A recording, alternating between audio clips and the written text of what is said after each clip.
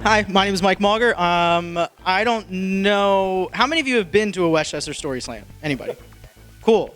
All right, so for those of you who don't know me, like I said, my name is Mike. I'm 27. I actually used to live in Westchester until about a few months ago. Saw the Story Slam on Facebook and messaged Jim and said, I want to come. And, here I am. So I actually just started law school in August, which seems like 4 years ago.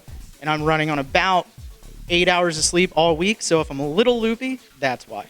But before I did that, my first job was up in Maine. I was a teacher, believe it or not.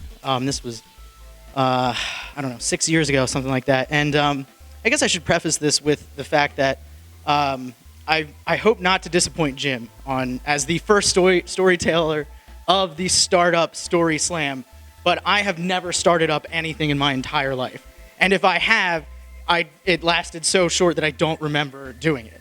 I'm not an entrepreneur by any means, but I do want to kind of thank those of you who are, for if there were no entrepreneurs, we wouldn't have so many of the things that we have today.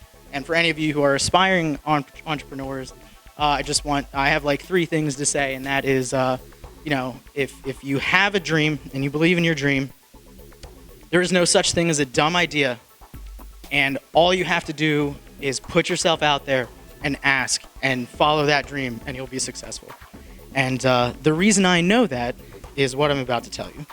When I was a teacher up in Maine, I was there for about 3 months, and I went to my supervisor just to have like a little meeting, kind of like talk about how things were going up there. And so we're sitting there, and he was it was actually a boarding school, so he was like the director of residential life. So as a director of residential life at a boarding school, his office and desk were covered in things, for lack of better term, because it was books, it was poetry, it was art, it was toys, it was a lot of toys, many toys. It was like a lot of comics and things. And I sit there, and I'm kind of just messing with things on the desk as we kind of sit there and chat. And I see this thing. It's like the size and shape, and really it looks like a canister of Play-Doh. You guys know what Play-Doh comes in? It's like this, it's like this little thing. And so I look at it, and it says, but it's not Play-Doh, it says Flarp. And I can tell by the reaction that none of you know what this is. And that is perfect, because I'm about to tell you. So I opened it, and I'm kind of looking at it. Mind you, he's like talking about something that I wasn't paying attention to. And I open it, and I held it in one hand. With the other hand, I put my hand in it. And all that happened was this. It was a farting noise. And this is while he's talking. So everything kind of stopped. And he looks at me and he starts laughing. I said, what is that? And he goes, that's Flarp. I said, what the heck is Flarp? He goes, it's that. And I was like, well, what does it do? And he goes, it does that. I'm like, it does what? It farts. I said, you've got to be kidding me. And he goes, no, that's what that is. So of course the next 30 seconds were me trying to do different farting noises. And literally all you did, the whole thing, the whole purpose was this little tube, this little canister, you put your hand in, and it farted. And it was awesome. And that was in 2002. And pretty much every day, this thought goes through my head. And that is that at some point in time, before I was sitting in that chair and flarping, there was a guy who was sitting in a waiting room of some office building, probably in Philadelphia. And he's sitting there and he's super nervous. And finally, the receptionist who was there comes over to him and says, Mr. Flarp, you are up. And Mr. Flarp has been biting his nails and he's sweating, and he's got his briefcase, and he's got, probably a box or something. He's got probably like six to a dozen samples of Flarp in his box.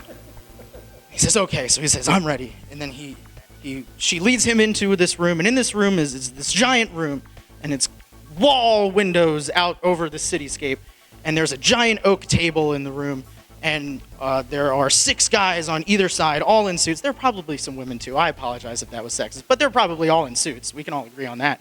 So they're all in suits, and they all are very serious, and there's probably a pitcher of water and some glasses on the table, but they don't have any time to drink. So, he stands at the front of the table, and one of the guys in suits, possibly a girl, says, All right, Mr. Flarp, we hear you have a product for us that will make us a lot of money, and we would like to hear your pitch right now. And this guy, he got up in front of this board of wealthy people and decision makers and the movers and shakers of some company, and he took with one hand this tube of Flarp, and he pressed into it, and it made a farting noise, and there was silence, and they said, "Brilliant." And he said, "Mr. Smith, can we market this?" And Mr. Smith said, "You're damn right, we can market this." And we said, "Mr. Johnson, can we package this?" He said, "You're damn right, we can package this." He said, "And Mr. Jacobs, can we make money?" And Mr. Jacobs says, "You're damn right, we can make money." And that is how Flarp was made, because that guy had a dream. It was apparently not stupid. And all he had to do was ask and pitch it. And now we have Flarp.